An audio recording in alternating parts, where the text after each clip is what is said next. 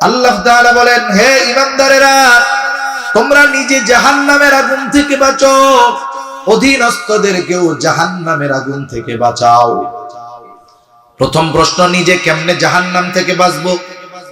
বলে, তুমি আল্লাহ তাআলার আদেশ নিষেধ মান্য করার মাধ্যমে নিজেকে জাহান্নামের আগুন থেকে বাঁচাও। অধীনস্থদেরকে কেমনে বাঁচাবো? বলে, তাদেরকে দ্বীনের উপরে পরিচালিত করানোর মাধ্যমে জাহান্নাম থেকে বাঁচাও। এখন কথা হইল, বলেন তো, আমি আপনি যদি পরিপূর্ণ দ্বীনের উপরে চলতে চাই, ইলমে দ্বীন দরকার আছে না নাই? আবার যদি আমার অধীনস্থদেরকে দ্বীনের উপরে চালাইতে চাই, ইলমে দ্বীন দরকার আছে না নাই? তাহলে নিজে দ্বীনের উপরে চলতেও ইলমে দ্বীন দরকার, অপরকে চালাইতেও ইলমে দ্বীন দরকার।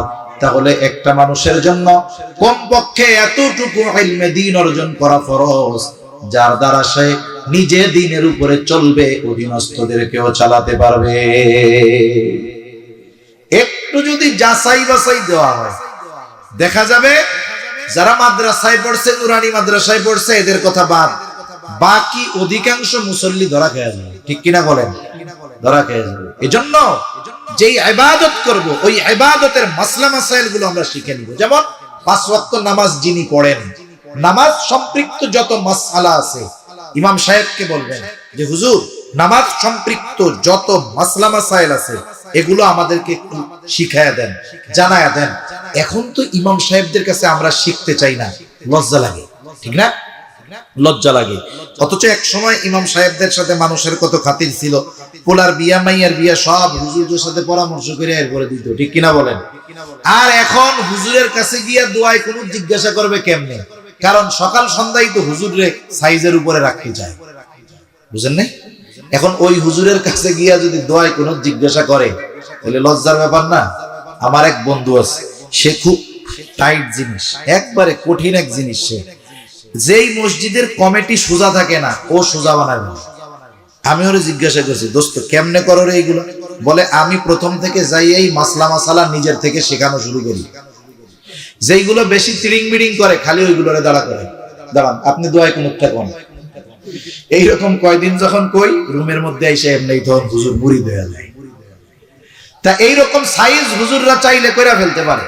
তা যাই হোক, এখন কথা হলো, আমি যদি লজ্জার চিন্তা করে হুজুরের কাছ থেকে সঠিকভাবে এটা না শিখি, দুনিয়ায় লজ্জা পাইলাম ঠিক, লজ্জার কারণে শিখলাম না, আখেরাতের ডান্ডা বেড়ি কি বাদ যাবে নাকি? তাইলে কথা হইল, দুনিয়ার একটু লজ্জা ভালো, আখেরাতের ডান্ডা বেড়ি খাওয়ার দরকার। এজন্য দেখেন, একজন নামাজি যখন নামাজ পড়বে কি দরকার? বলে, 1 নম্বরে তার নামাজের ফরজ গুলো জানা দরকার।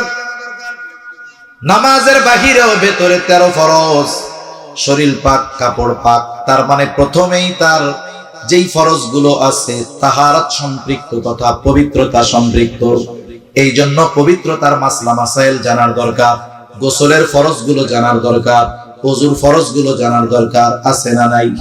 যেহেতু পবিত্রতা নামাজের একটা গুরুত্বপূর্ণ বিষয়, এখন পবিত্রতা কেমনে অর্জন করব সেইগুলো জানার দরকার, আছে না নাই? আরে আমার কাপড়ে পাক নাপাকি লাগছে, আমার কাপড়ে নাপাকি লাগছে, এখন যদি এই কাপড় নাপাক থাকে নামাজ হবে না। এখন এটাকে পাক করব কেমনে জানার দরকার, আছে না নাই? তাইলে তাহারাত তথা পবিত্রতার মাসলা মাসাইল গুলো জানতে হবে। এই রকম একটার সাথে আরেকটা কানেক্ট আছে। মুসল্লিদেরকে যদি জিজ্ঞাসা করি ধরা পড়ে যাবে। এখন বলেন, যদি নামাজের বাহিরে ভেতরের 13 ফরজের একটা ছুটা যায়, নামাজ থাকবে নাকি যাবে? দুইজন নামাজ পড়তেছে, দুইজন পাশাপাশি, একজন নামাজ শেষ আর একজন সাউসিজদা দিয়ে ওইটা আবার সব পয়টা সালাম ফিরাইছে। এখন দোস্ত জিজ্ঞাসা করে, কি রে সাউসিজদা দিলি কেন?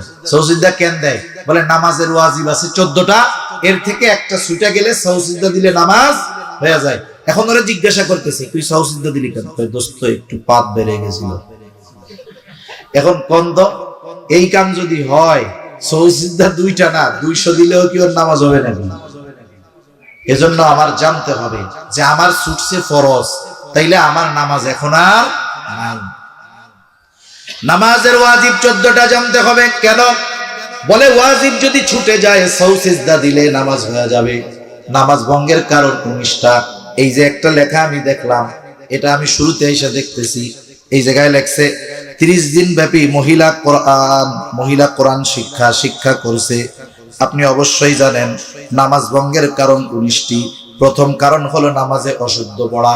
এই যে কোরআন নাজিলের মাস আসতেছে, কত মানুষ এমন আছে সূরা ফাতিহাটাও তার শুদ্ধ নাই।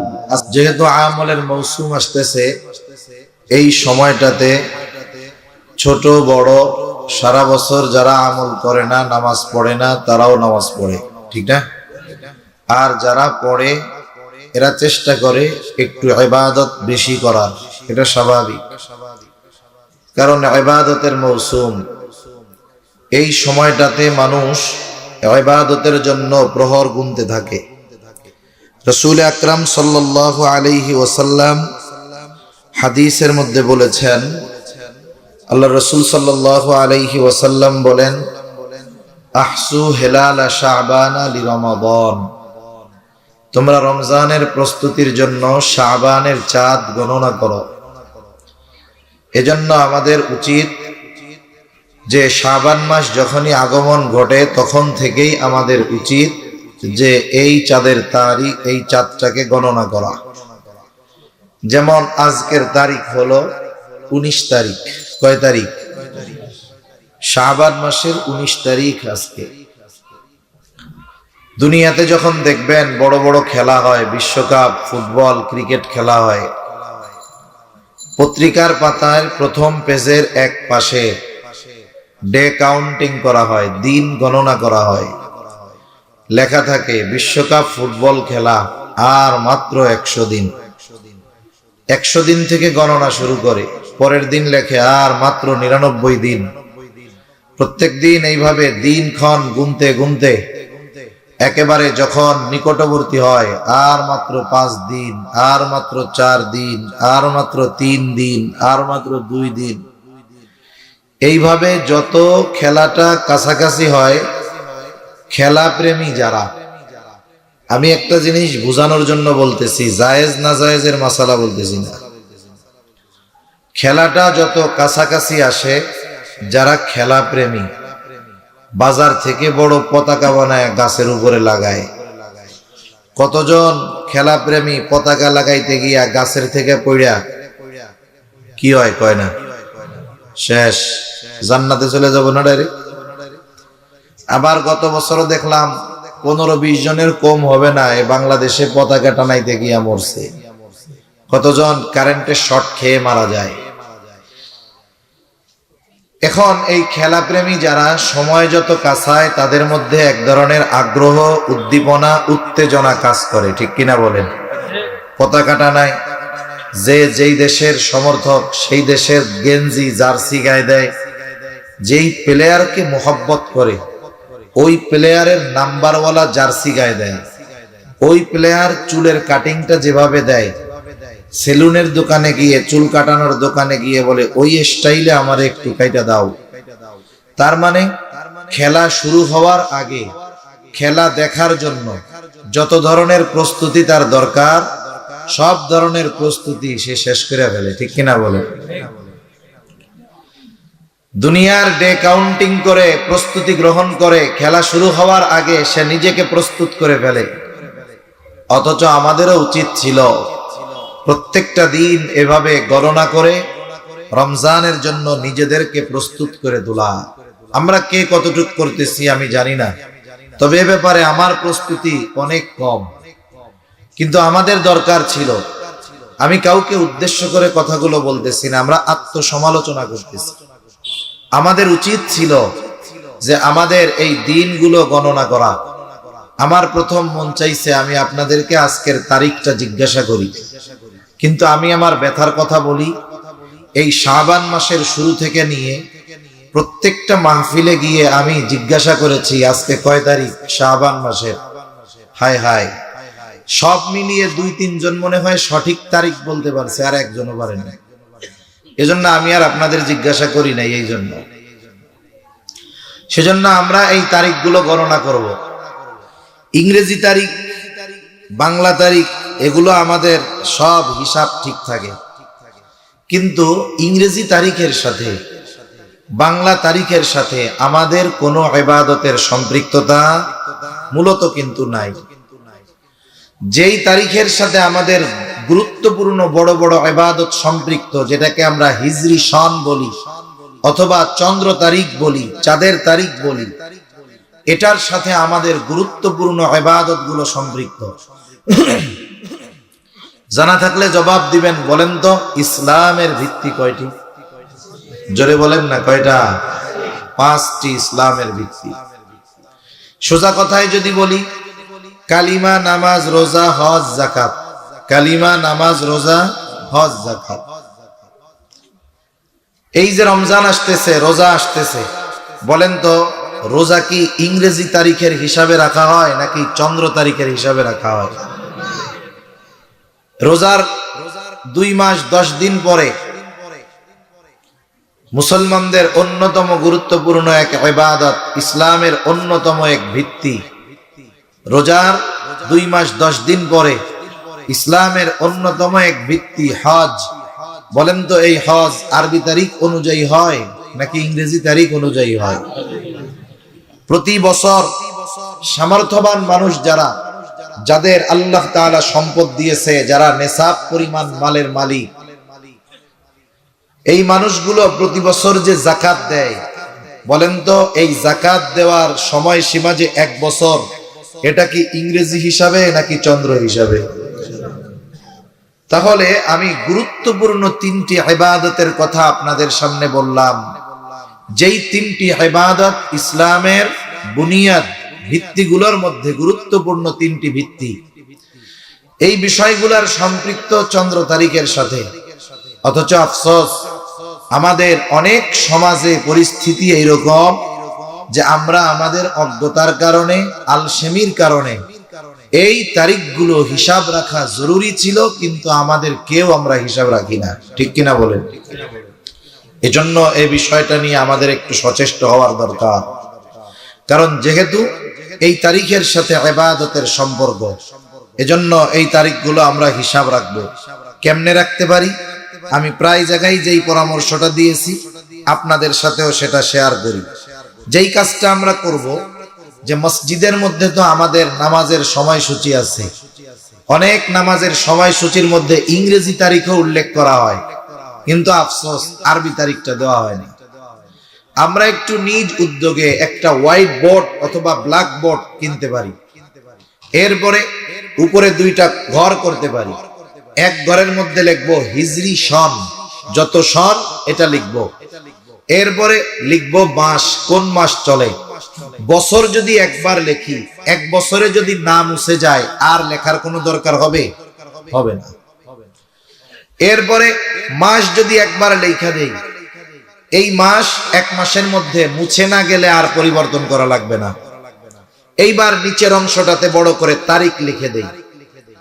আরবি তারিখ সূর্যাস্তের সাথে সাথে শেষ হয়, নতুন আর এক তারিখের শুরু হয়। ইংরেজি হিসাব যেমন রাত 12টায় 1 তারিখ শেষ, রাত মধ্যরাতের পর থেকে নতুন আর এক তারিখ শুরু। আরবিতে কি?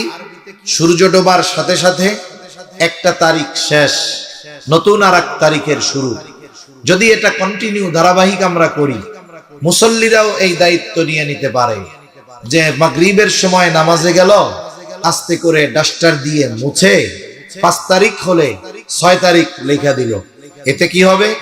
কমপক্ষে 5 ওয়াক্তের মুসল্লি যারা আছে, এরা আরবি তারিখ মাস্টার ব্যাপারে আর অজ্ঞ হবে না। ঠিক কিনা বলেন? সিস্টেমটা করলে খারাপ হয় না মন্দ হয়? প্রত্যেক জায়গায় এই হিসাব রাখার দরকার। এটা মুসলমানদের কালচারের, সংস্কৃতির গুরুত্বপূর্ণ একটি অংশ। এটার সাথে আমাদের নবীজির হিজরতের সম্পর্ক, যেহেতু হিজরত থেকে এই সময় গণনা করা হয়েছে বিধায় এই সনটার নাম হলো হিজরি সন। কি সন বলেন? অথচ দেখেন, এই যে রোজার পরপরই 1 বৈশাখ আসবে, 14 এপ্রিলে 1 বৈশাখ, ওই সময় পান্তাভাতের কথা বলে দেওয়া লাগবে না, ওগুলো ভালো জানবে, কিন্তু মুসলমানের সন্তানেরা এই তারিখগুলোর ব্যাপারে আমরা অজ্ঞ। এটা আমাদের জন্য বড়ই কষ্টের এবং লজ্জার। ঠিক কিনা বলেন? তো সম্মানিত সুধী, আমি যে কথা মূলত বলতে চাচ্ছি, রমজান মাস হামলের মাস। এ মাসে সবাই আমল করে, প্রত্যেকেই চিন্তা করে আমি রোজা রাখি, কত কষ্ট হয় গরমে, এরপরেও তারাবি পড়ি, নেক আমল করার চেষ্টা করি। এখন এই নেক আমল গুলো একজন মানুষ করলো, কিন্তু কিছু ত্রুটি বিচ্যুতির কারণে তার এই আমল গুলো আমলে সালেহ হলো না, তার এই আমল গুলো আল্লাহর দরবারে কবুল হলো না। এত পরিশ্রম করার পরে পরকালে সে যদি জানতে পারে যে আমার নামাজ, আমার রোজা, আমার কোরবানি, আমার ইবাদত কিছুই কবুল হয় নাই, বলেন তো কষ্ট বেশি লাগবে নাকি কম লাগবে? একজন করে নাই, শাস্তি পাইছে, আর একজন করার পরেও যখন এই করাটা তার কাজে লাগে নাই, কষ্ট আরো বেশি লাগবে। এজন্য যেহেতু ইবাদতের মৌসুম, আল্লাহ তাআলা এই মাসে ইবাদতের প্রতিদান বহুগুণ বাড়িয়ে দেন, অফারের মাস। আমাদের দেশে রমজান মাস আসলে ব্যবসায়ীরা দাম বাড়ায়, আর আল্লাহ তাআলা ইবাদতের দাম বাড়ায়, এই আর কি।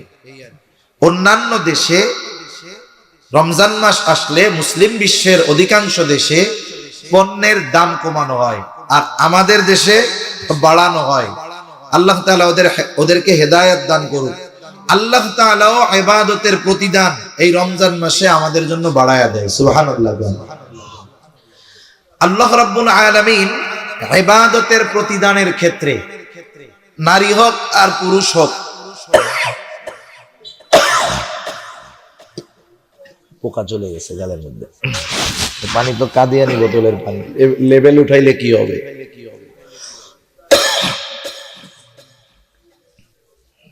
মনে করেন লেভেল উঠে গেছে, কিন্তু আমি তো বুঝতেছি এটা বোতলটা কাদিয়ানি, মানে প্রাণের পানি।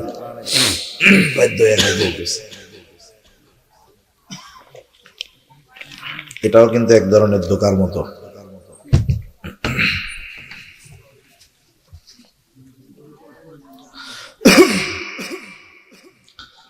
আল্লাহ তাআলা ইবাদতের ক্ষেত্রে নারী হোক আর পুরুষ হোক, ইমানদার নারী পুরুষ যখন ইবাদত করে, প্রতিদানের ক্ষেত্রে আল্লাহ তাআলা তারতম্য করেন না, কম বেশি করেন না। নারী পুরুষের মধ্যে আল্লাহ তাআলা এই বিষয়ে সমতা আল্লাহ তাআলা রেখেছেন। তবে নারী এবং পুরুষের মধ্যে কয়েকটা জায়গায় পার্থক্য আছে। এছাড়া আল্লাহ সুবহানাহু ওয়া তাআলা অন্যান্য সকল বিষয়ে নারী এবং পুরুষদের মধ্যে সমতা দিয়েছেন। এক নাম্বার তারতম্য বা পার্থক্য হলো সৃষ্টিগতভাবে নারী এবং পুরুষের মধ্যে আল্লাহ তাআলা পার্থক্য রেখেছেন। নারী এবং পুরুষের মধ্যে আল্লাহ পার্থক্য রেখেছেন। এই পার্থক্যটা চিরন্তন। এই পার্থক্যটা কি বলেন? মানে আল্লাহ তাআলা পুরোপুরি এটা সিদ্ধান্ত যে নারী ও পুরুষ। অথচ দেখেন নারীকে আল্লাহ তাআলা নারীকে কিছু বিশেষ বৈশিষ্ট্য দিয়ে আল্লাহ তাআলা সৃষ্টি করেছেন। যিনি নারী, তার শারীরিক কিছু বিষয় আছে। আল্লাহ তাআলা তাকে গর্ভধারণের ক্ষমতা দিয়েছেন, তার বডির স্ট্রাকচার পুরুষদের চাইতে ভিন্ন। আবার আল্লাহ তাআলা পুরুষদেরকেও কিছু বৈশিষ্ট্য দিয়ে সৃষ্টি করেছেন। পুরুষের বৈশিষ্ট্য কি? যে সে সন্তান ধারণে অক্ষম, কিন্তু আল্লাহ তাআলা তার মাধ্যমে সন্তান জন্মের ব্যবস্থা করেন। এর বডির কিছু স্ট্রাকচার আছে যেটা নারীর সাথে মিলবে না। তাহলে নারীকে বলে যে নারীর বৈশিষ্ট্য নিয়ে পূর্ণ জন্মগ্রহণ করেছে সে নারী, পুরুষের বৈশিষ্ট্য নিয়ে যে জন্মগ্রহণ করে সে পুরুষ। তাহলে জন্ম থেকেই এটা নির্ধারিত হয়ে যায় যেই মানুষটা জন্ম নিল সে পুরুষ না নারী, এটা জন্মের সময় নির্ধারিত হয়ে যায়। ঠিক কিনা বলেন? আমাদের সমাজে আরেক ধরনের মানুষ আমরা দেখি, যাদেরকে আমরা বলি হিজড়া বলি আমাদের ভাষায়। হিজড়া কারা? হিজড়া হলো এমন মানুষ যার মধ্যে নারী এবং পুরুষ উভয়ের বৈশিষ্ট্য পাওয়া যায়। নারী এবং পুরুষ উভয়ের বৈশিষ্ট্য পাওয়া যায়। এখন শরীয়ত কি বলে হিজড়ার ব্যাপারে? প্রথমত আমাদেরকে জানতে হবে এই বিষয়টা যদি কারো মধ্যে দেখা যায় যে ছোট বাচ্চা জন্মগ্রহণ করছে, তার মধ্যে উভয় আলামত আছে, এটা কিন্তু অসুস্থতা, রোগ। যথাসময়ে যদি চিকিৎসা গ্রহণ করা হতো সহজেই এটা ঠিক হয়ে যেত। কিন্তু বাস্তবতা হলো সমাজের মানুষের লজ্জায় এটা চুপ থাকে, কিছু বলে না। এরপরে ওই বাচ্চাটা বড় হয়, তার মধ্যে নারী পুরুষ উভয়ের আলামত দেখা যায়। সমাজের মানুষ তাকে টিটকারি করে, একটা সময় ও মানুষের সমাজ থেকে গিয়ে অন্য আর এক পরিবেশে গিয়ে সে মিশে তাদের সাথে থাকে। এরকমই তো হয় নাকি? অথচ হিজরার ব্যাপারে শরীয়তের সুস্পষ্ট দিক নির্দেশনা আছে। কি? হিজরাদের মধ্যেও নারী হবে অথবা পুরুষ হবে। দুই বৈশিষ্ট্য নিয়ে জন্মগ্রহণ করেছে, এ নারী অথবা পুরুষ কেমনে হবে? বলে যেই হিজরার মধ্যে পুরুষের বৈশিষ্ট্য বেশি সে পুরুষ হিসাবে ধর্তব্য হবে এবং তার ব্যাপারে একজন সুস্থ পুরুষের যেই শরঈ হুকুম ওর জন্য পরিপূর্ণ ওই হুকুম হবে। আবার যেই হিজরার মধ্যে নারীর বৈশিষ্ট্য বেশি পুরুষের বৈশিষ্ট্য কম, এই হিজরা সে নারী বলে ধর্তব্য হবে এবং একজন সুস্থ নারীর ব্যাপারে শরীয়তের যেই হুকুম, এই হিজরা যার মধ্যে নারীর বৈশিষ্ট্য বেশি তার ব্যাপারে হুবহু একই হুকুম। এখন আসেন, তাহলে বলেন শরীয়তের দৃষ্টিকোণ থেকে মানুষ কয় রকমের? হয়তো নারী হবে না হয় পুরুষ হবে। সে যদি অসুস্থ হয়, উভয় বৈশিষ্ট্য নিয়ে জন্মগ্রহণ করে, তাহলে যেই বৈশিষ্ট্য তার মধ্যে বেশি তাকে ওই দলের বলে পরিগণিত করা হবে। পুরুষের হলে পুরুষ, আর যদি নারীর বৈশিষ্ট্য বেশি হয় তাহলে সে নারী হবে। তাহলে বলেন এই দুনিয়াতে মানুষ কয় ভাগে বিভক্ত? দুই ভাগে বিভক্ত। এখন আসেন ফলাফল কত ক্ষতি হবে। এখন অপারেশনের মাধ্যমে যদি একটা ছেলে মেয়ে হয়, একটা ছেলে মেয়ে হয়, মেয়েদের অন্যতম বৈশিষ্ট্য কি? বলে মেয়েদের অন্যতম বৈশিষ্ট্য হলো সে সন্তান জন্মদানে সক্ষম হবে। কিন্তু যেই পুরুষ অপারেশনের মাধ্যমে কিছু পরিবর্তন করে, কিছুই করে না, পুরুষ মেয়ে সাজার জন্য বুকের গোস্তটা একটু ফুলায়, হ্যাঁ, দাড়িগুলোকে হরমোন দিয়ে ফেলে, বিশেষ থেরাপি দিয়ে ফেলে দেয়, আর বেশি কিছু করে না, আর কেটে কুটে একটু অপারেশন করে, এতটুক। কিন্তু ওই পুরুষ থেকে নারী হওয়া মেয়েটা গর্ভধারণ করতে পারে না, সে জীবনেও গর্ভধারণ করতে পারবে না। কথাটা বুঝতে পারছেন?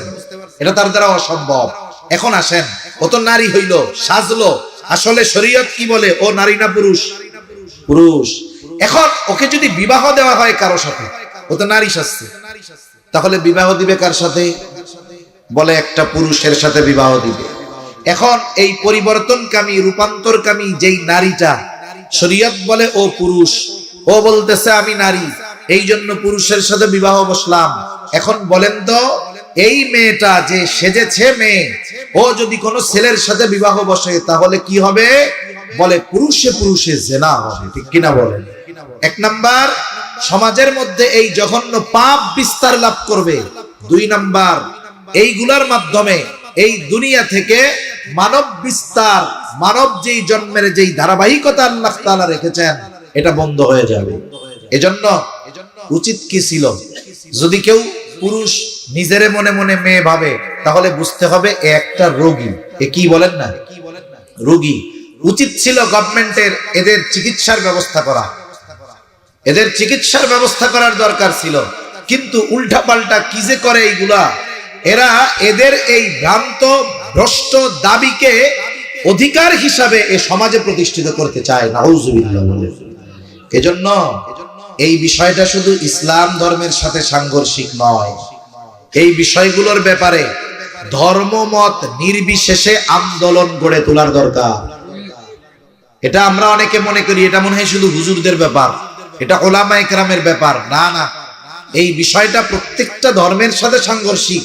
এজন্য আমাদের উচিত প্রত্যেকটা এলাকা থেকে সচেতনতার সাথে সব ধর্মের মানুষজনদেরকে নিয়ে বসে এই কথাগুলো আলোচনা করার দরকার এবং প্রত্যেকটা এলাকা থেকে দুর্বার আন্দোলন গড়ে তোলার দরকার। ঠিক কিনা বলেন? কথায় আসলো তাই বললাম আর কি। তাহলে সৃষ্টিগতভাবে আল্লাহ তাআলা নারী এবং পুরুষের মধ্যে পার্থক্য রেখেছেন, শরীয়তের হুকুমের ক্ষেত্রে পার্থক্য রেখেছেন। যেই বিষয়টার মধ্যে পার্থক্য শরীয়তের হুকুমগুলোর, এর মধ্যে অন্যতম একটি হলো যে ওয়ারিসি সম্পদ বন্টনের ক্ষেত্রে একজন পুরুষকে যেই পরিমাণ দেওয়া হয়, একজন পুরুষকে যা দেওয়া হয় দুইজন বোনকে তা দেওয়া হয়, অথবা পুরুষের চাইতে নারীকে অর্ধেক দেওয়া হয়। এটাই তো নাকি? দেখেন এটাকে সামনে এরা বলতে চায় যে ইসলাম নারীদেরকে ঠকিয়েছে, নাউজুবিল্লাহ বলে। আমি একটা উদাহরণ দেই, তাহলে বাকি কথাটুকু আপনাদের বুঝতে সহজ হবে। মনে করেন একজন লোক বেতন পায় 50,000 টাকা। কত টাকা? একটু কথা বললেন, কত হাজার? সাউন্ড বাড়ান, একটু ভলিউমটা ছাড়েন, আওয়াজটা সুন্দর জনের টাইনে নেয় ওরকম করেন।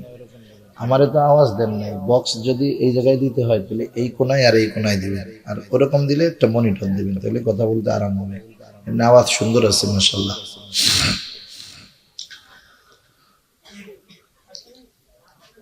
একজন বেতন পায় 50,000 টাকা। কত টাকা? আর একজন পায় 25,000 টাকা। তার মানে 25,000 টাকা অর্ধেক, 50,000 টাকা হলো 25,000 টাকার দ্বিগুণ।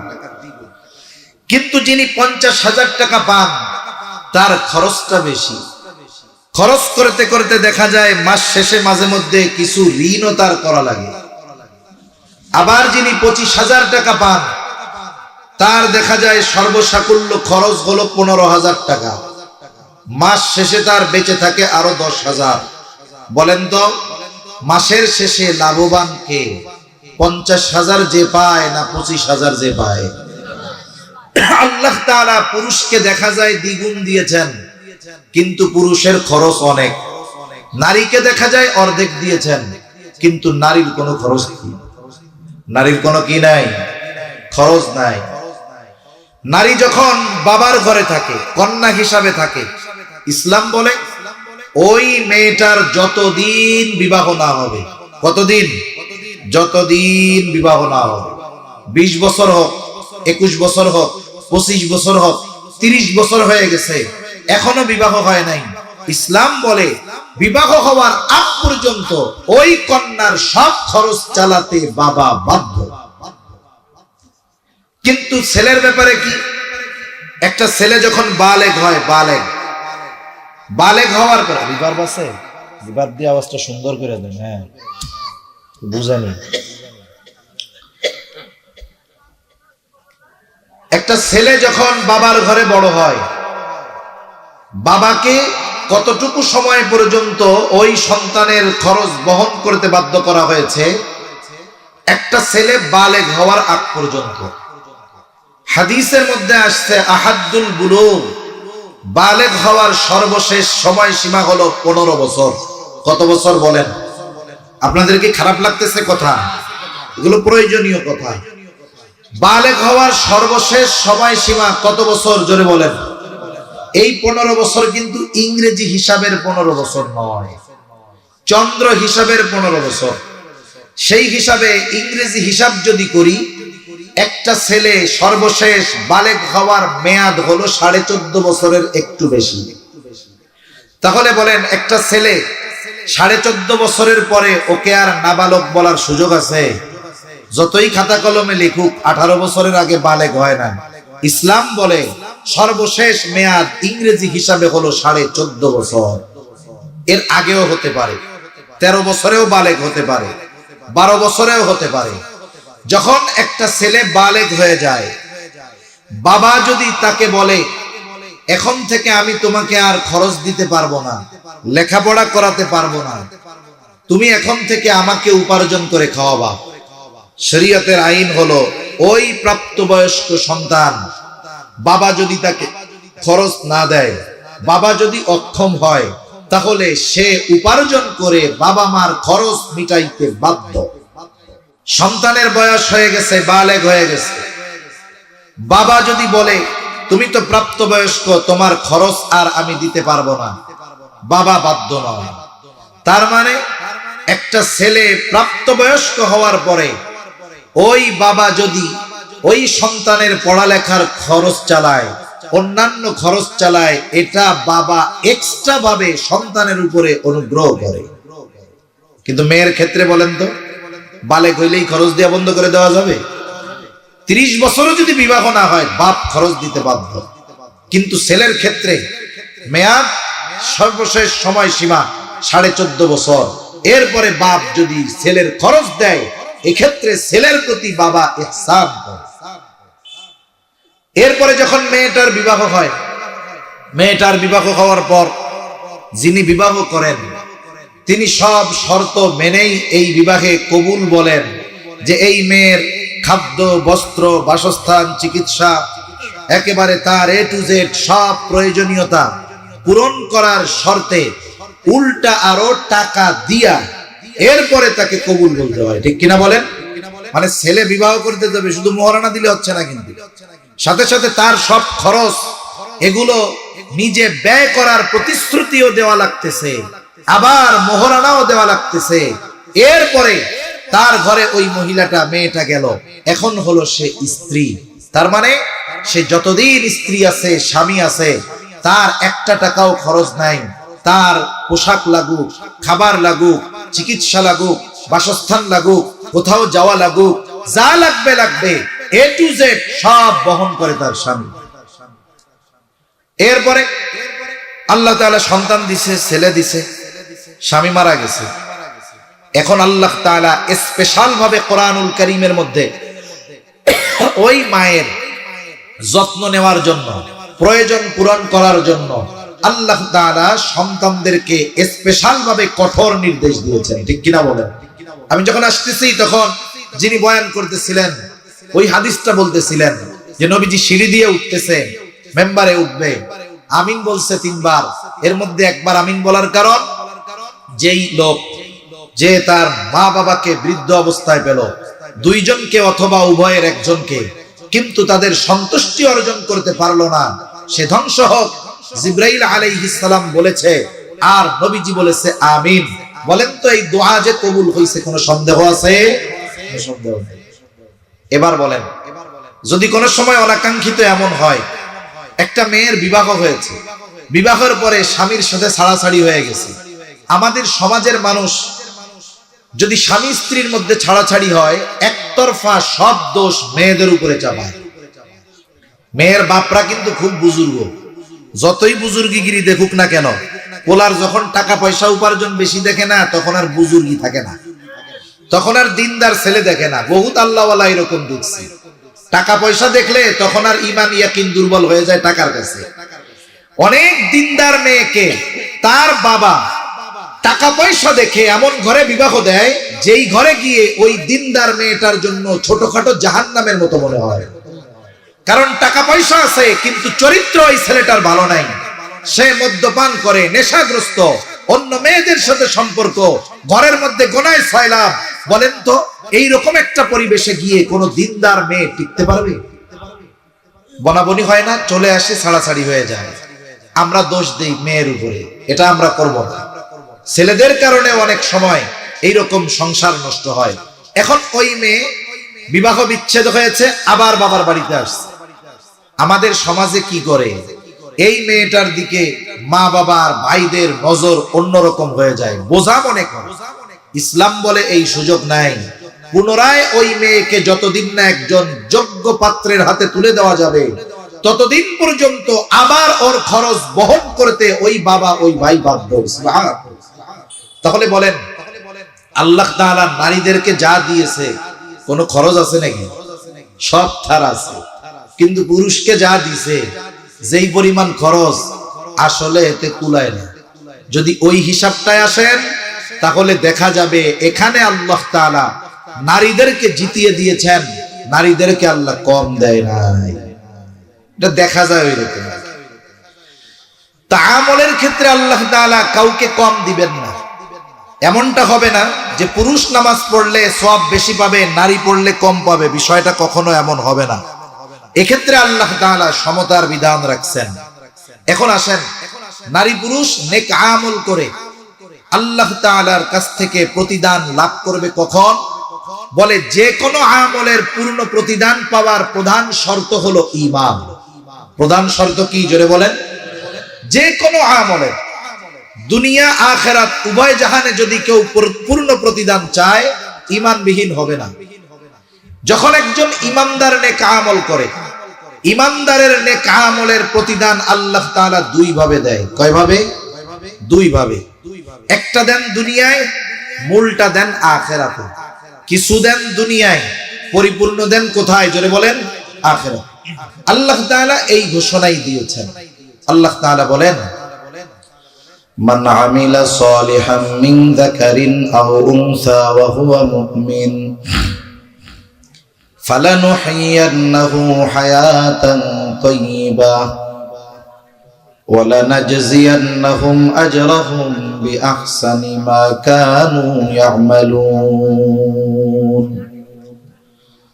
আল্লাহ রাব্বুল আলামিন বলেন, মান আমিলা সালিহাম মিন যাকারিন আও উনসা ওয়া হুয়া মুমিন, যে নেক আমল করে তথা আমলে সালেহ করে, হোক নারী অথবা পুরুষ, এমত অবস্থায় যে সে মুমিন তথা মুমিন নারী অথবা পুরুষ যখন আমলে সালেহ করে, আল্লাহ রাব্বুল আলামিন তাকে দুই ধরনের পুরস্কার দেওয়ার ঘোষণা দিয়ে বলেন, এক নাম্বার পুরস্কার দুনিয়াতে আল্লাহ তাআলা দিবেন, দুই নাম্বার আল্লাহ তাআলা আখিরাতে তাকে দিবেন।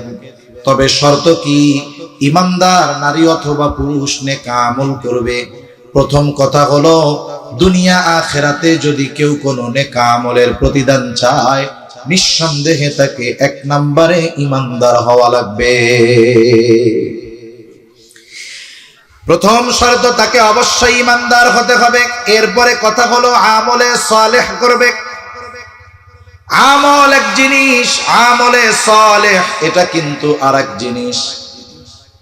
আমল সবাই করে, কিন্তু সবারটা আমলে সালেহ হয় না। আমরা মসজিদ ভর্তি মুসল্লি, সবাই নামাজ পড়লাম,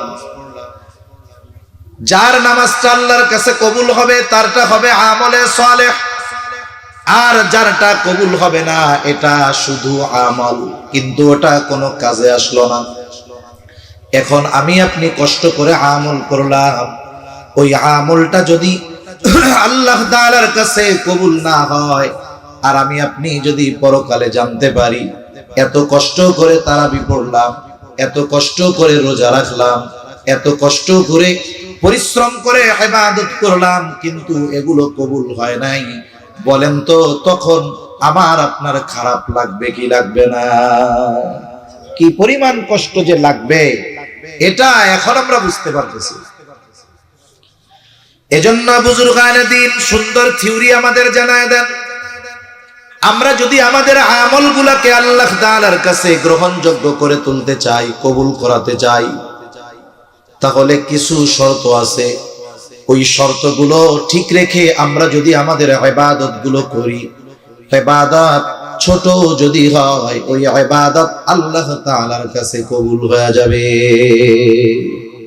ইখলাস ওয়ালা ইবাদত ছোট হোক আর বড় হোক, এটা আল্লাহ তাআলার কাছে দাম।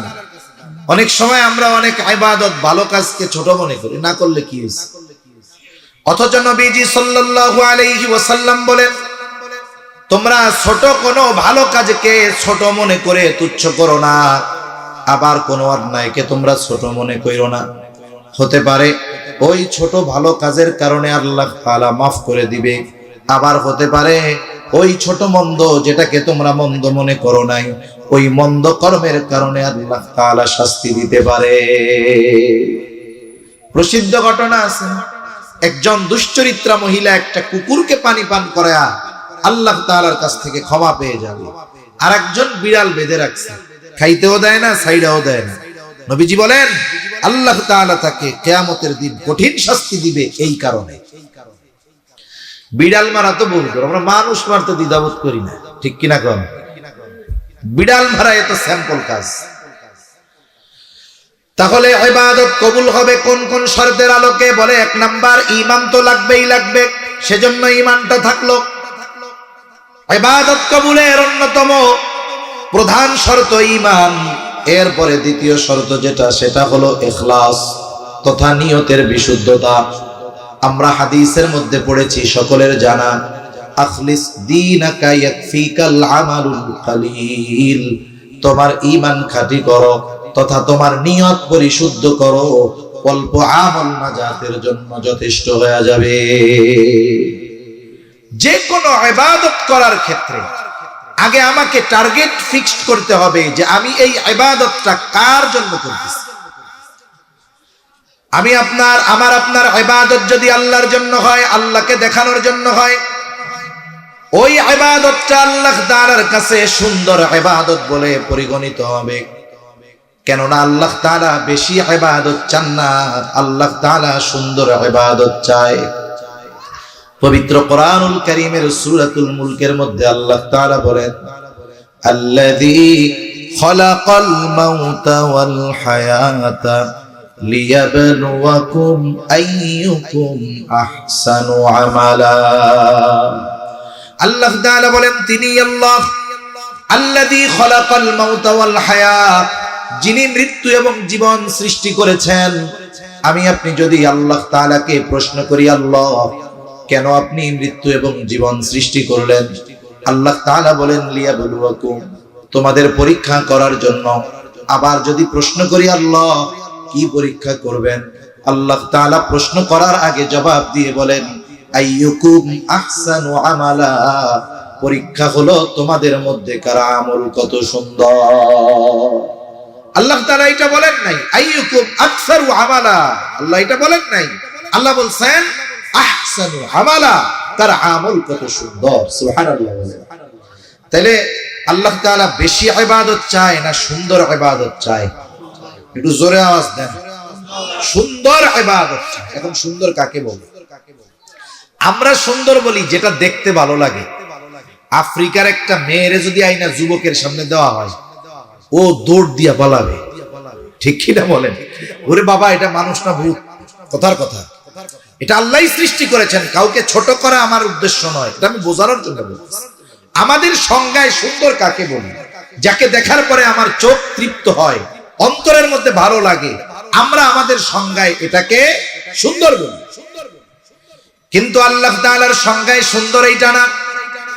রাসূল আকরাম সাল্লাল্লাহু আলাইহি ওয়াসাল্লাম বলেন, ইন্নাল্লাহা লা ইয়ানজুরু ইলা সুওয়ারিকুম ওয়ালাকিন ইয়ানজুরু ইলা কুলুবিকুম।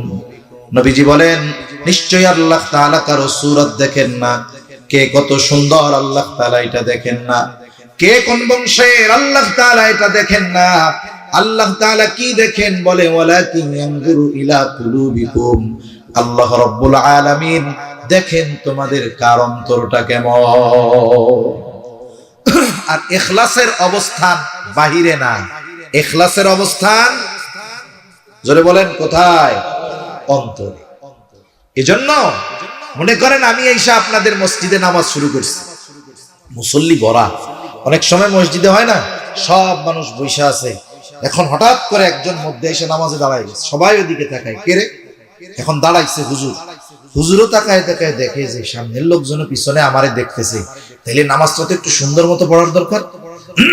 এবার উনি ধুমছে, নজর সুন্দর মতো জায়গা মতন দিয়া ধীর স্থিরতার সাথে রুকু সেজদা ঠিক মতো করছে, 2 রাকাত নামাজ শেষ করছে।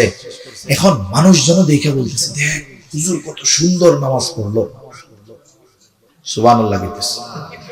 এখন নামাজ যে হুজুর পড়ছে আল্লাহকে দেখানোর জন্য নাকি মানুষকে দেখানোর জন্য? তাহলে এই নামাজির নামাজ দেখে আমরা সবাই বলবো সুন্দর নামাজ, কিন্তু বলেন তো আল্লাহ তাআলার কাছে আমাদের এই সুন্দরের কোনো দাম আছে নাকি? এই জন্য কিয়ামতের দিন অনেক আবেদ ইবাদত করনেওয়ালা ব্যক্তি কিয়ামতে ইবাদত করে ধরা পড়ে যাবে। প্রসিদ্ধ হাদিস কম বেশি সবার জানা, হযরত আবু হুরায়রা রাদিয়াল্লাহু তাআলা আনহু থেকে বর্ণিত, কিয়ামতের দিন আল্লাহ তাআলা সর্বপ্রথম 3 শ্রেণীর মানুষকে হিসাবের জন্য ডাকবে। একজন শহীদকে প্রথমে ডাকা হবে, রক্তাক্ত অবস্থায় আল্লাহর সামনে হাজির। জিজ্ঞাসা করা হবে এই অবস্থা কেন? বলে আল্লাহ করতে আমি আমার জীবন দিয়ে দিয়েছি। আল্লাহ তাআলা জিজ্ঞাসা করবেন কার উদ্দেশ্য কি ছিল? লোকটা বলবে আল্লাহ আমি শুধুমাত্র আপনার সন্তুষ্টির জন্য। আল্লাহ তাআলা আমার আপনার অন্তরের খবর জানেন।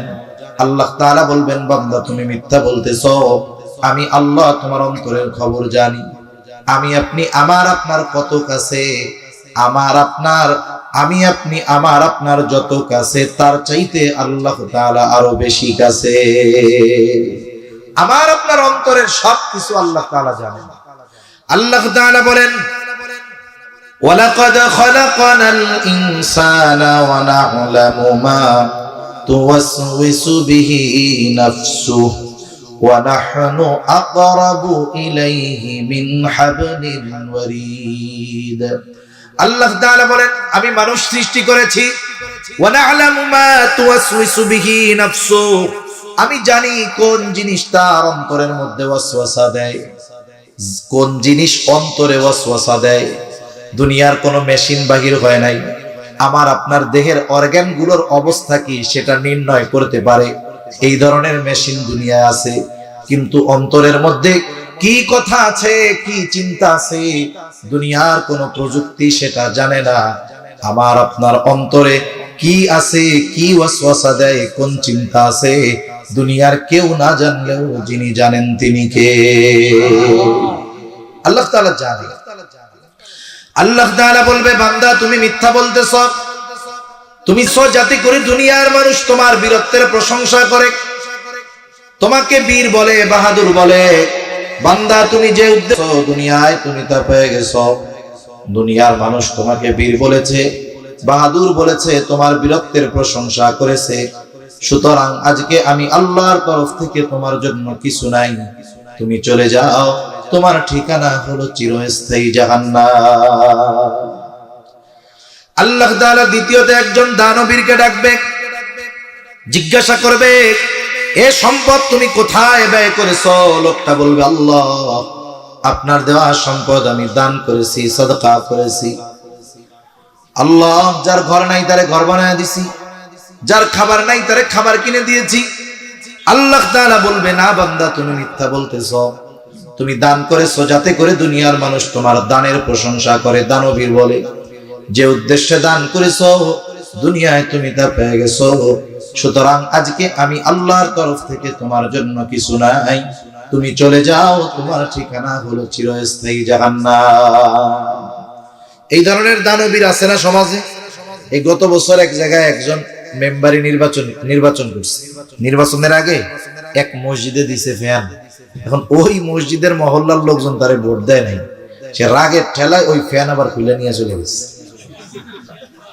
এইরকম দানবীর আমাদের দেশে আছে চিন্তা করে দেখেন তার মানে ও ফ্যান দিছিল কি আল্লাহর জন্য না ভোটের জন্য এরকম বহুত মানুষ আছে আমার জানা আছে এরকম একজন টাকা দিছে মাদ্রাসায় এতিমখানায় টাকা দেওয়ার সময় বলছে আমার নামটা ভালো মতো বলে দিয়েন যে কোনো কারণে বলতে মনে নেই মাহফিল শেষ পরে এসে টাকা ফেরত দেন কেন নাম বলেন নাই এরকম দানবীর তো সমাজে নাই বহুত কত হুজুরে এসে থ্রেট মারে আরে মিয়া কালেকশন করছেন 5 টাকা 10 টাকা 50 টাকা দিছে আমি 50,000 দিলাম নাম কর নাই কে এসব দান কোনো কাজে আসে না আসে বলেন বরং গোপনে লজ্জায় ওই যে হাতের মধ্যে দিয়ে 5 টাকা দেয় এটা আল্লাহর কাছে ওই 50,000-এর চাইতে অনেক গুণ বেশি দাম ঠিক কিনা বলেন তৃতীয়তে আল্লাহ তাআলা একজন কারি সাহেবকে ডাকবেন আলেমকে ডাকবেন জিজ্ঞাসা করবেন কেন কোরআন শিখেছে কেন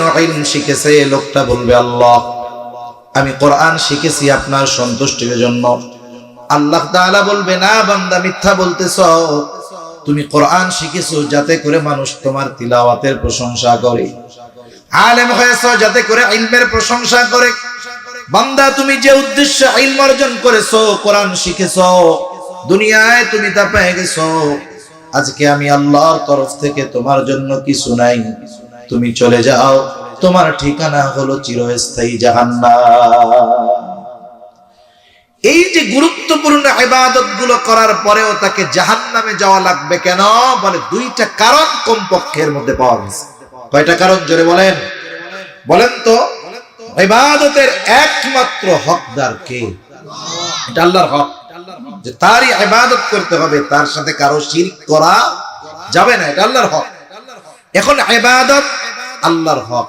তাহলে ইবাদত কার জন্য করতে হবে আল্লাহর এখন আমি নামাজ পড়লাম হকটা কার দেখাইতেছি তো পাবলিককে এখন বলেন লোক দেখানো ইবাদত এটাকে কি বলে লৌকিকতা রিয়া এটা শিরকের একটা প্রকার মানুষকে দেখানোর জন্য যে ইবাদত করলাম এক নম্বরে এটা হলো রিয়া লৌকিকতা শিরক দুই নম্বর ইবাদতের হকদার ছিল আল্লাহ আমি আল্লাহর জন্য না করে করলাম মানুষের জন্য তাহলে অপরাধ কয়টা হইছে কোন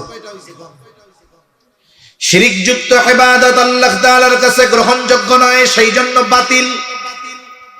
2 নম্বর হক ছিল আল্লাহর এই ইবাদত, আল্লাহর হক নষ্ট করার কারণে হবে শাস্তি। তাহলে চিন্তা করে দেখেন, ইখলাস হলো এমন পাওয়ারফুল এক জিনিস, আল্লাহর জন্য যদি নিয়তকে পরিশুদ্ধ করে বিশুদ্ধ করে একজন মানুষ যদি ছোট কোনো আমলও করে, ওই আমলটা আল্লাহ তাআলা চাইলে তার নাজাতের কারণ হিসাবে কবুল করে নিতে পারে। এজন্য এই দুনিয়ার সব ইবাদতগুলো ছোট হোক আর বড় হোক, আমরা কার জন্য করব জোরে বলেন? এখন কথা হইল, হুজুর আমার তো ইবাদতে গেলে মন চায় পাবলিক দেখুক। ইখলাস ওয়ালা ইবাদত হওয়ার জন্য একটু সময় তো দেওয়া লাগবে। সম্ভবত বাইজাবির হাসিয়ার মধ্যে আছে একটা ইবাদত হওয়ার জন্য সময় দরকার। কত সময় দরকার? একজন মানুষ যখন প্রথমে ইবাদত শুরু করে, নতুন নতুন নামাজ পড়তেছে, ওর মধ্যে দেখবেন একটা বাপ কাজ করলে, নামাজ পড়তেছি না। এখন এই যে প্রথমে তার মধ্যে একটা লোক দেখানো ভাব আসে, ও যদি প্রথমে চিন্তা করে, কেউ যদি ওরে ওয়াসওয়াসা দেয় এরকম শয়তানে এসে, যে নামাজ পড়তেছস কার লাগা? আল্লাহর জন্য নামাজ। কেন? মানুষ নামাজ পড়তে তোরে দেখলে তো তোর ভালোই লাগে, আল্লাহর জন্য যেই না ইবাদত করা না হয়, ও ইবাদত করে কোনো লাভ নাই। ও চিন্তা করে কথা তো ঠিক, তাহলে বাদই দিয়া দিই, বাদ দেওয়া যাবে না। শুনেন, আমাদের দেশে অ্যালোপ্যাথি হোমিওপ্যাথি চিকিৎসা আছে না? হোমিওপ্যাথি ডাক্তাররা, যারা ডাক্তার, তারা ওষুধ দেওয়ার পরে বলে যে রোগ যদি বাড়ে তাও ভালো, কমলেও ভালো, স্থির থাকলে সমস্যা। এখন উনি ওষুধ দিছে, ওষুধ দেওয়ার পরে রোগ বাড়ছে। কিছু কিছু ক্ষেত্রে ওনারা বলে যে রোগ বাড়লে এটা আরো ভালো। কেন? বলে যেই রোগের ওষুধ দিছি এইটা যা আছে ওটাকে পুরা বের করে দিয়ে পরিপূর্ণ নির্মূল করে দিবে এই ওষুধ ইনশাআল্লাহ। সেজন্য রোগ বাড়ছে, এতে কোনো অসুবিধা নাই। এখন ইবাদত শুরু করছে, একটু লোক দেখাইতে মন চাইতেছে। এখন বলেন 5 ওয়াক্ত নামাজ ওই বেটায় পড়ে, লোক একটু দেখে ভাল লাগে, এই ভালো কয়দিন লাগবে? আমাদের বলে 1 মাস ধরে ভাল লাগছে যে মানুষ নামাজ পড়তে দেখতেছে। 1 মাস পরে ওর আর এইটা ভালো লাগবে না, দেখাইতে আর কি লাগবে না, ভালো লাগবে না।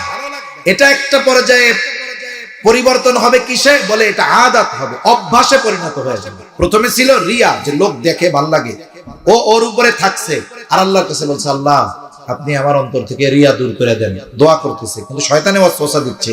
এই দেখানোর চাহিদা অল্প কিছুদিন থাকবে, এরপরে আস্তে আস্তে কি হবে?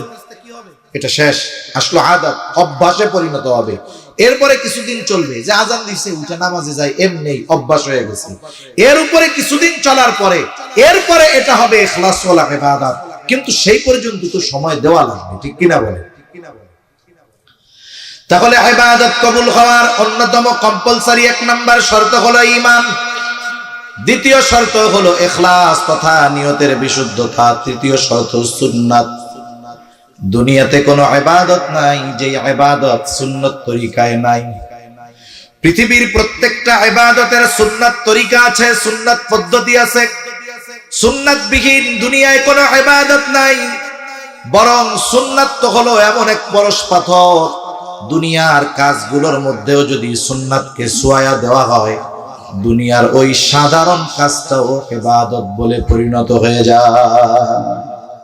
যেমন দৈনন্দিন কিছু কাজ আছে যেগুলো আমাদের না করলেই নয়, যেমন প্রস্রাব পায়খানা, এগুলো তো স্বাভাবিক কাজ নাকি? এখন বলেন, কেউ যদি দৈনিক 5 বার পায়খানায় যায়, সওয়াব কি তার বেশি হবে নাকি? সওয়াব হবে বেশি। কেউ যদি দৈনিক 1 বার নাও যায়, তার গুনাহ হবে নাকি? গুনাহ হবে না, সওয়াবও হবে না। বেশি গেলেও লাভ নাই, কম গেলেও ক্ষতি নাই। কিন্তু দেখেন, কেউ যদি চিন্তা করে ঘুম থেকে উঠছে, আজান শুনে নামাজ পড়তে যাবে, নামাজের সময় আছে এখনো 20 মিনিট। এখন সে চিন্তা করছে আমি মসজিদে যাই, মেসওয়াক করতে করতে গিয়ে ওযু করে নামাজ পড়ব। হঠাৎ তার একটু জরুরতে চাপ দিছে, বাথরুমে চাপ দিছে। এখনো চিন্তা করতেছে যে এখন আমার যদি নামাজের মধ্যে বাথরুমে চাপ দেয়, নামাজে ইমাম সাহেবের সাথে নামাজ পড়তেছে, এই সময় যদি বাথরুমে চাপ দেয়, কষ্ট হবে না? এরকম 2-4 বার যদি কেউ এই অবস্থার সম্মুখীন হয়ে থাকেন, মনে করেন আপনি প্রথম কাতারে আছেন, পেছনে আরো 20 কাতার, ইমাম সাহেব সূরা শুরু করছে, ইন্না আতাইনা কাল কাউসার পড়লে মনে হয় যে হুজুর বাকারা সূরা পড়তেছে, ঠিক কিনা বলেন? কারণ চাপ দিছে কিসে? যেটা চাপ দিছে এইটা চাপ দিলে ওই জায়গায় থাকলে হুজুর যদি ইন্না আতাইনা কাল কাউসারও পড়ে মনে মনে হুজুর শেষ করে না কেন? এখন ও চিন্তা করতেছে বাথরুমে গেলাম, ফজরের নামাজ, কেরাত তো লম্বা, কেরাত তো লম্বা। এখন যদি নামাজের মধ্যে এই বড় জরুরতে চাপ দেয় তাহলে নামাজের একাগ্রতা নষ্ট হবে, কষ্ট হবে। এই চিন্তা করে সে চিন্তা করতেছে তাহলে আমি আমার এই জরুরতটা বাসার থেকেই সেরে যাই। এইবার সে বাথরুমের উদ্দেশ্যে রওনা হবে। মাথাটাকে ঢাকা সুন্নাত, টুপি দিয়ে ঢাকুক, রুমাল দিয়ে ঢাকুক আর গামছা দিয়ে ঢাকুক, এটা ঢাকা সুন্নাত। নবীজি বলছে তাই সুন্নাত। চিকিৎসা বিজ্ঞান বলে বাথরুমের মধ্যে হাজারো অগণিত ব্যাকটেরিয়া আছে, জীবাণু আছে, আর ওই জীবাণুগুলো মাথার চুলের সাথে একটা বেশ আকর্ষণ আছে। আবার মাথার চামড়া এবং মাথার চুল এটা বড় স্পর্শকাতর। এই জন্য দেখবেন মাথার মধ্যে খুশকি হয়, চুল যত ছোট হোক খুশকি হয় না, কিন্তু ওই দাড়ি যাদের আছে লম্বা দাড়ি, জিজ্ঞাসা করেন দাড়ির মধ্যে কোনোদিন খুশকি হয়েছে নাকি? দাড়ির মধ্যে খুশকি হয় না, কারণ মাথার চামড়া যেটা এটা স্পর্শকাতর একটা চামড়া, আবার মাথার চুল এটা স্পর্শকাতর, ময়লাকে আকর্ষণ করে। এই জন্য বিজ্ঞান বলে বাথরুমে মাথা ঢেকে যাওয়া এটা মাথার জন্য নিরাপদ। এই নিরাপদ বিজ্ঞান বলে, এটা বলে এখন।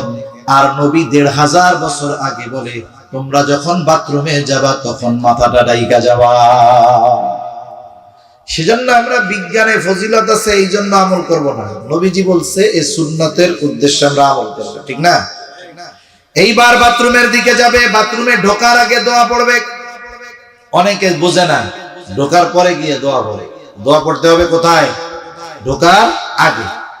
এরপরে বাম পা দিয়ে ঢুকবে, এরপরে জরুরত সারবে, ঢিলা কুলুপ ব্যবহার করবে, ভালো মতো পাক সাফ হবে, পবিত্র হবে। এরপরে যদি ভেতরে ওযুর ব্যবস্থা ওযু করবে, যদি না হয় বাহিরে এসে ওযু করবে। বের হওয়ার সময় কি করবে? বলে ডান পা আগে দিয়ে বের হবে। বের হওয়ার পরে দোয়া পড়বে। আপনি আমি যদি একটু সতর্কতার সাথে হিসাব করি, দেখা যাবে এই বাথরুম করতে গিয়ে কমপক্ষে 10-এর অধিক সুন্নাতের উপরে আমল হয়ে যাবে। তাহলে এই জরুরত শুরু করছিল কেন? বলে নামাজের সুবিধার্থে। আর করছে কোন তরিকায়? বলে রাসূলুল্লাহ সাল্লাল্লাহু আলাইহি ওয়াসাল্লামের তরিকায়। এখন এই বাথরুম যে করলো এটা কি হয়ে গেল? ইবাদত বলে গণ্য হয়ে গেল। সুন্নাতের এরকম পাওয়ার।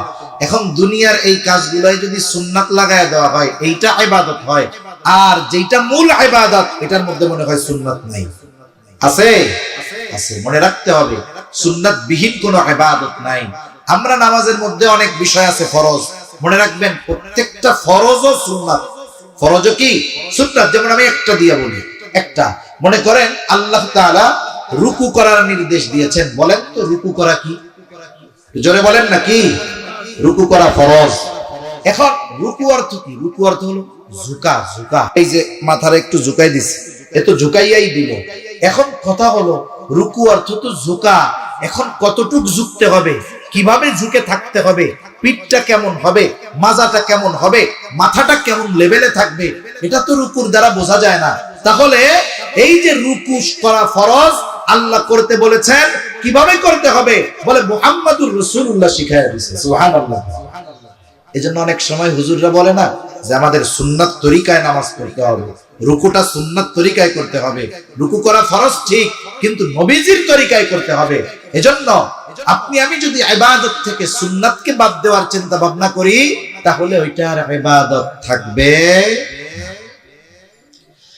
তাহলে ইবাদত কবুলের 1 নাম্বার কম্পালসরি শর্ত হলো ঈমান, 2 নাম্বার শর্ত হলো ইখলাস, 3 নাম্বার হলো সুন্নাত, 4 নাম্বার যেই ইবাদত করবে সেই ইবাদতের মাসলা মাসাইল গুলো জানবে।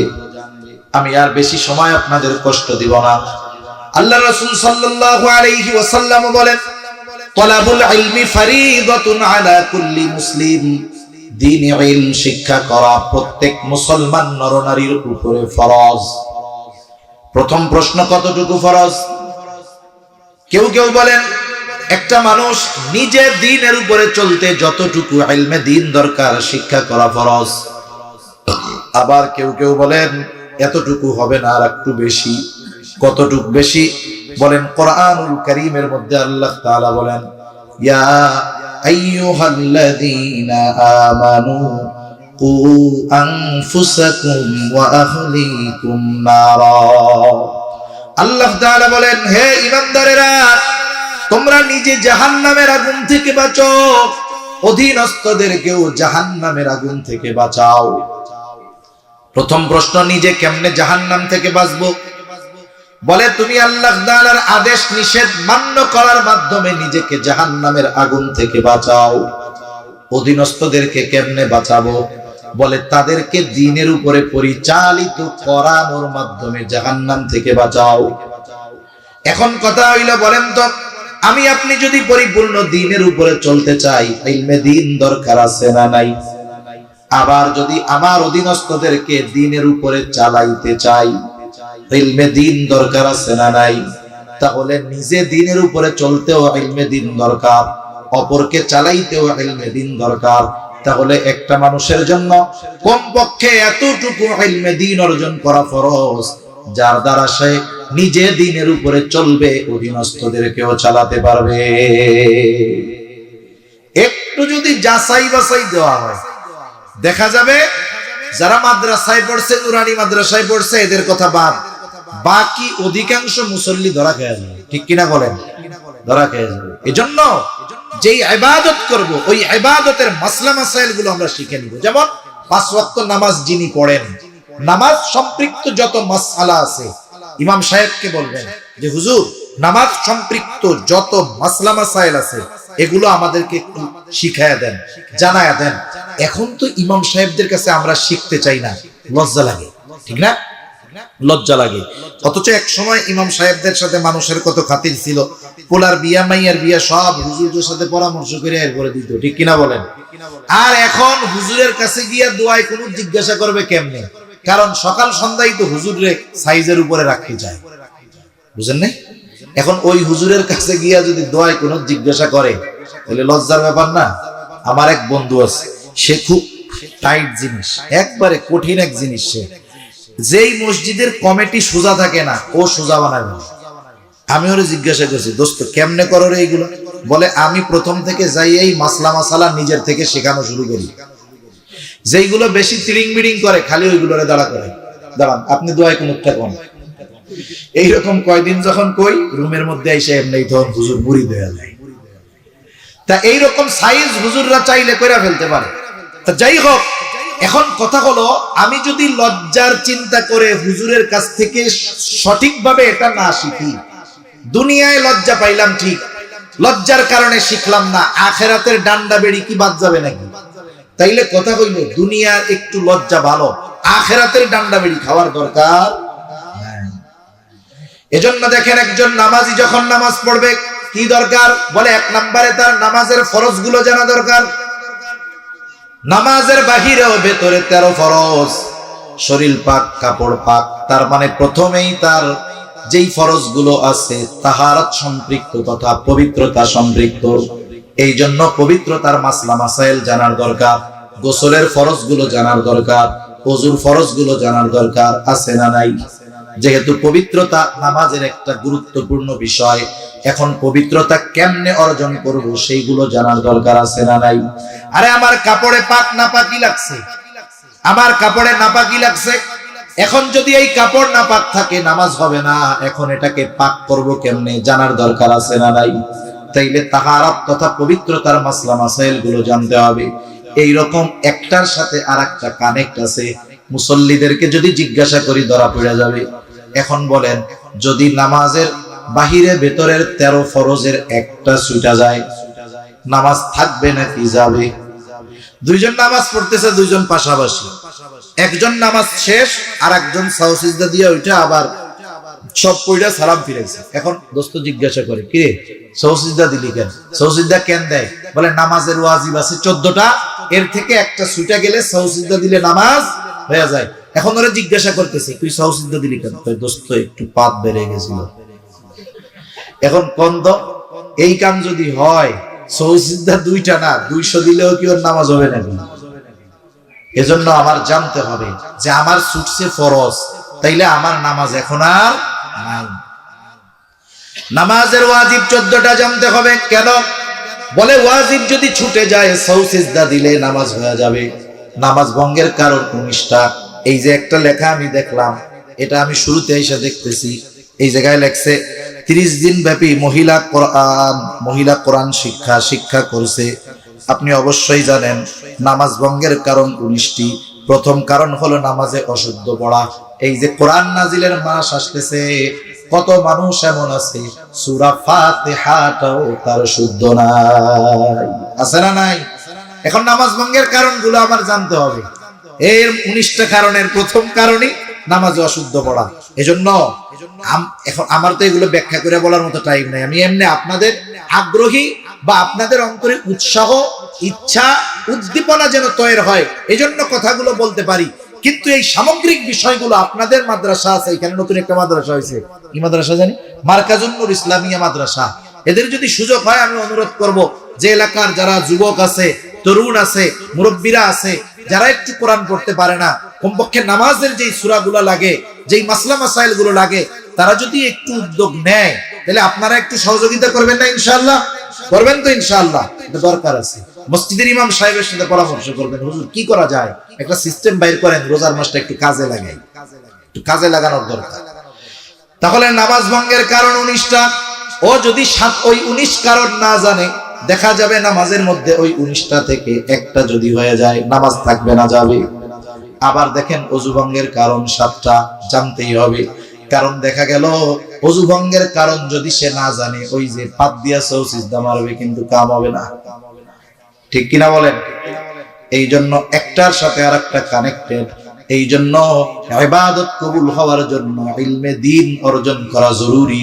এই জন্য নবীজি সাল্লাল্লাহু আলাইহি ওয়াসাল্লাম কমপক্ষে ওই যতটুকু পরিমাণ বললাম ততটুকু পরিমাণ ইলমে দ্বীন শিক্ষা করা প্রত্যেক মুসলমান নরনারীর জন্য ফরজ করে দিয়েছে। এই রোজার মাস আসতেছে, ইমাম সাহেবরা তো এমনি আলোচনা করবে যে রোজার ফরজ কোনগুলো, রোজা ভঙ্গের কারণ কি কি, এগুলো আমাদের জানতে হবে, মনে রাখতে হবে। শুধু ইমাম সাহেব বলছে শেষ তা না, এটা আপনার জানা, মানা, স্মরণে রাখা, এটা আপনার জন্য ফরজ।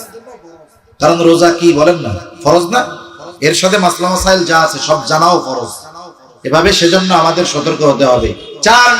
5 নাম্বার কারণ, 5 নাম্বার শর্ত, উপার্জন এবং খাবারটা হালাল হতে হবে।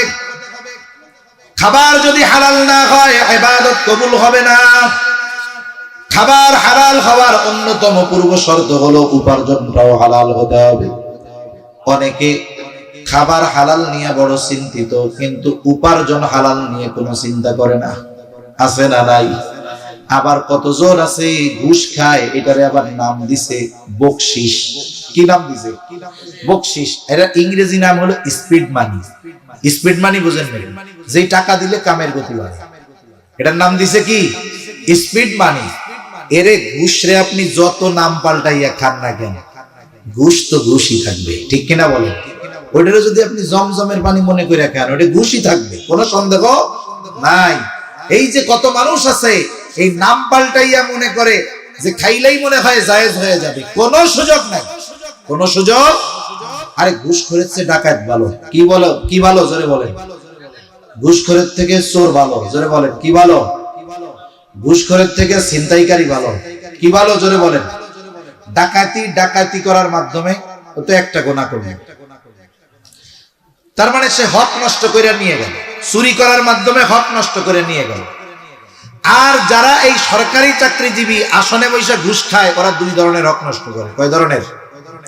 1 নাম্বার, মনে করেন প্রত্যেকটা জায়গায় সরকারি অফিসে সরকারি লোক নিয়োগ দেওয়া কেন? বলে ওই এলাকার লোকদের সেবা দেওয়ার জন্য। কি দেওয়ার জন্য? তারা যে আমাদের সেবা দিবে, এই জন্য মাস শেষে তাদের টাকা দেওয়া হয় না? টাকা কি ওনার বাড়ির থেকে আইনা দেয়, না আপনার আমার টাকা নিয়ে আই দেয়? তাহলে ওই লোকের কাছে আপনি যখন যাবেন, তার কাছ থেকে সেবা পাওয়া আপনার আমার হক। কি বলেন? সে যদি আমার আপনার ওই সেবা না দেয়, তাহলে সে 1 নম্বরে আমাদের হক নষ্ট করলো। কি করলো? হক নষ্ট করলো। 2 নাম্বার, সে যদি ওই কাজ করতে গিয়ে উল্টা আমাদের কাছে টাকা পয়সা চায়, তাহলে কি হইলো বলেন? হক আদায় করবে আমার, উল্টা আমার কাছ থেকে আরো ঘুষ নিল, তাহলে পাপ কয় গুণ হইলো? করবে। এখন বলেন ঘুষখোর ভালো না ডাকাত ভালো? ঘুষখোর ভালো না চোর ভালো? এই বহুত বুজুর্গ আছে টুপি মাথায় দিয়ে দাড়ি রেখে নামাজ পড়ে ঘুষ মনে করে না। সেজন্য এসব বিষয় থেকে সাবধান। উপার্জনটা নিরেট হালাল হতে হবে, সাথে সাথে খাবারটাও কি হতে হবে? হালাল হতে হবে। যদি কারো খাবার হারাম হয়, বড় বড় 4 ক্ষতি আলোচনা শেষ। 1 নম্বর ক্ষতি, যে হারাম খায় তার দোয়া আল্লাহ তাআলা কবুল করেন না। নবীজি এক ব্যক্তির ব্যাপারে বলতেছেন, লোকটা বহুদূর সফর করে, চুলগুলো তার উস্কু খুস্কু, আল্লাহ তাআলার কাছে বাইতুল্লাহর কাছে এসে দোয়া করতেছে। লোকটার অবস্থা এইরকম, যেই দেখবে সে মনে করবে তার দোয়া আল্লাহ কবুল করবেনই করবেন। কিন্তু এই ব্যক্তির বাস্তব অবস্থা আল্লাহ তাআলা নবীজিকে জানায়া দিলেন। নবীজি বলেন, ওই ব্যক্তির দোয়া আল্লাহ কেমনে কবুল করবে? যার দেহটা হারাম খাবার দিয়ে গঠিত, যার পরনে হারাম টাকার পোশাক, তার দোয়া আল্লাহ তাআলা কেমনে কবুল করবে? দোয়া কবুলের সময়, দোয়া কবুলের যে স্থানগুলো আছে, ওখানে গেলে ওই সময়গুলোর মধ্যে তার দোয়া কবুল করবেন। 2 নাম্বার ক্ষতি, নবীজি বলেন, লা ইয়াদখুলুল জান্নাতা জাসাদুন উযিয়া বিল হারাম। হারাম ভক্ষণকারীর শরীর জান্নাতে প্রবেশ করবে না। 3 নাম্বার, ইবাদত কবুল হবে না। আল্লাহ তাআলা বলেন, ইয়া আইয়ুহার রাসূলু কুলু মিনাত তাইয়্যিবাত ওয়া'মালু সালিহা। আল্লাহ তাআলা সব রাসূলগণকে একই নির্দেশ দিয়েছেন, হে রাসূলগণ, আপনারা পবিত্র খান আর আমলে সালেহ করেন। বুজুর্গানে দ্বীন বলেন, এখানে সব রাসূলগণকে নির্দেশ দেওয়ার অর্থ হলো আমাদেরকে প্রথমত তাইয়্যিব তথা পবিত্র তথা হালাল খাবারের গুরুত্ব আল্লাহ তাআলা বুঝাইতেছেন। এরপরে আমলে সালেহের কথা বলতেছেন। তার মানে যে অপবিত্র খাবার খেয়ে, হারাম খেয়ে আমল করবে, তার আমলে সালেহ হবে না, তার আমল আল্লাহর কাছে কবুল হবে না। হারাম টাকার ইফতার সাহরি কইরা তারাবি পড়লে, রোজা রাখলে কোনো লাভ নাই। 4 নাম্বার, অনেকে আছে হারামকে হারাম মনে করে না। কেউ যদি হারামকে হালাল মনে করে, নিঃসন্দেহে তার ঈমান থাকবে না। একজন মদ খায়, কবিরা গুনাহ, কিন্তু কেউ একজন মদ খায় না, কিন্তু এটারে হারাম মনে করে না, বলে তুমি বেঈমান। একজন মদ খায়, বিসমিল্লাহ বইলা, বলে তুমি বেঈমান। মদ খাইয়া আলহামদুলিল্লাহ কয়, বলে তুমি বেঈমান। আমাদের সমাজে অনেক মানুষ এমন আছে, হারাম টাকা খায়, হারাম খাবার খায়, হারাম উপার্জন করে, আবার ওইটা খাইয়া কয় আলহামদুলিল্লাহ। এরকম সরকারি চাকরি টাকরি শেষ, 1 কোটি টাকা পাইছে, চিন্তা করতেছে কারে দিব, কি হবে না হবে, ব্যাংকে ফালায় রাখি, ফিক্সড ডিপোজিট মাসে 1 লাখ। আছে না এরকম? এখন একজন জিজ্ঞাসা করে, চাচা চাকরি বাকরি তো এখন নাই, কেমন চলতেছে? কয় আগের চেয়ে ভালো চলে। চাকরি ছিল ভালো চলতো না, এখন চাকরি নাই, ভালো চলে কেমনে? বলে 1 কোটি টাকা ব্যাংকে ফালায় রাখছি, মাসে মাসে 1 লাখ পাই, আলহামদুলিল্লাহ, ভালো মতো চলতেছে। এখন কম তো, এই সুদের টাকা খাইয়া যদি আলহামদুলিল্লাহ কয়, ঈমান থাকবো না যাইবো? জোরে বলেন, থাকবে না যাবে? সেজন্য সাবধান, বুঝে শুনে কাজ করতে হবে। আমাদের উপার্জন সাথে সাথে খাবারটাকে কি করতে হবে? হালাল করতে হবে। প্রত্যেকটা হালাল খাবারের একটা প্রভাব আছে, হারাম খাবারের একটা প্রভাব আছে। ইসলাম যেই খাবারগুলোকে হালাল করেছে, এই খাবার হালালের কারণ আছে। আবার যেই খাবারগুলোকে হারাম করেছে, এই খাবারগুলো হারামেরও গুরুত্বপূর্ণ কিছু কারণ আছে। এগুলো লম্বা সময়ের কথা, বলার মতো সময় সুযোগ নাই। মোট কথা এটা মনে রাখতে হবে, আমার উপার্জনটাও হালাল করতে হবে, খাবারটাও হালাল করতে হবে। নইলে এত কষ্ট কইরা ইবাদত গুলো যে করব, এগুলো আল্লাহর দরবারে কবুল হবে না। তাহলে ইবাদত কবুলের যেই কয়েকটা শর্তের কথা বললাম, 1 নাম্বার কম্পালসরি ঈমান, 2 নাম্বার ইখলাস, 3 নাম্বার সুন্নাত, 4 নাম্বার ইলম, 5 নাম্বার হালাল খাবার, হালাল উপার্জন, হালাল খাবার। এই শর্তগুলো ঠিক রেখে যখন কোনো নারী অথবা পুরুষ আমল করবে, তার আমল কবুল করবেন কে? জোরে বলেন। এখন তার আমলটা হয়ে গেল আমলে সালেহ, শুধু কর্ম নাই, এটা হয়ে গেছে সৎ কর্ম। আল্লাহ তাআলা বলেন, এইবার এই ধরনের নারী পুরুষের জন্য 2 ধরনের পুরস্কার। 1 ধরনের পুরস্কার দেওয়া হবে দুনিয়ায়, আর 1 ধরনের পুরস্কার দেওয়া হবে আখিরাতে। আল্লাহ তাআলা বলেন, ফালানুহিয়ান্নাহু হায়াতান তাইয়্যিবা। দুনিয়ায় কি দেওয়া হবে? বলে দুনিয়ায় দেওয়া হবে পবিত্র জিন্দেগি। সুবহানাল্লাহ বলে পবিত্র জীবন। পবিত্র জীবনের ব্যাখ্যায় সব মুফাসসিরিন কিরামের যে বর্ণনা যদি এক জায়গায় করা হয় তাহলে কি হবে? বলে দুনিয়াতে আল্লাহ তাআলা তাকে অমুখাপেক্ষী জীবন দিবে, মানে তার মানুষের কাছে মুখাপেক্ষী হওয়া লাগবে না। 2 নাম্বার, তাকে শান্তিময় এক জীবন দিবে। বলেন তো, একজনের কোটি টাকা আছে কিন্তু সন্তানগুলো মাদকাসক্ত, টাকা আছে কিন্তু মাগার শান্তি নাই, ঠিক কিনা বলেন?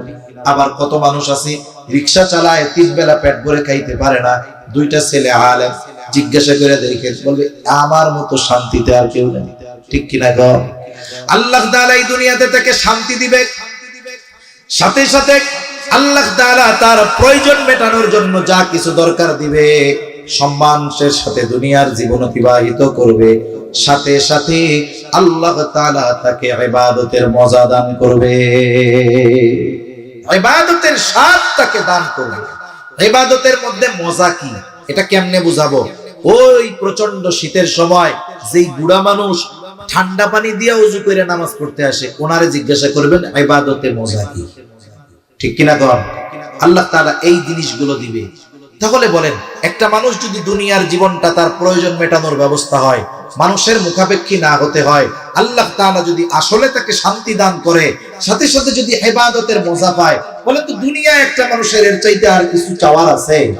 আর কিছু চাওয়ার নাই। আখিরাতে কি দিবে? ওয়ালা নাজজিয়ান্নাহুম আজরাহুম বিআহসানি মা কানু ইয়ামালুন। দুনিয়ায় যা আমল করেছে তার চাইতে বহুগুণ বেশি প্রতিদান আল্লাহ তাআলা তাকে আখিরাতে দিয়ে দিবে। মানে দুনিয়ায় যে ইবাদত করছে, আখিরাতে যে প্রতিদান আল্লাহ দিবেন তার তুলনায় এই ইবাদত কোনো কিছুই না। সেজন্য যেহেতু রমজান মাস আসতেছে, আমলের মাস, আমরা এই বিষয়গুলোকে, শর্তগুলোকে ঠিক রেখে যদি ইবাদত করতে পারি, আমল করতে পারি, আর এই ধারাবাহিকতায় যদি গোটা হায়াতটাকে অতিবাহিত করতে পারি, আল্লাহ তাআলা সূরা নাহলের ৯৭ নম্বর আয়াতে যেই 2 ধরনের পুরস্কার দেওয়ার প্রতিশ্রুতি দিয়েছেন, এই 2 ধরনের পুরস্কার আমরা লাভ করতে পারবো। আল্লাহ সুবহানাহু ওয়া তাআলা আমাদের সবাইকে কথাগুলো বুঝবার, আমলের কথাগুলো আমলে পরিণত করার তৌফিক দান করেন। সকলে বলি আমিন। ওয়া আখিরু দাওয়ানা আলহামদুলিল্লাহি রাব্বিল আলামিন। আসসালামু আলাইকুম ওয়া রাহমাতুল্লাহি ওয়া বারাকাতুহু।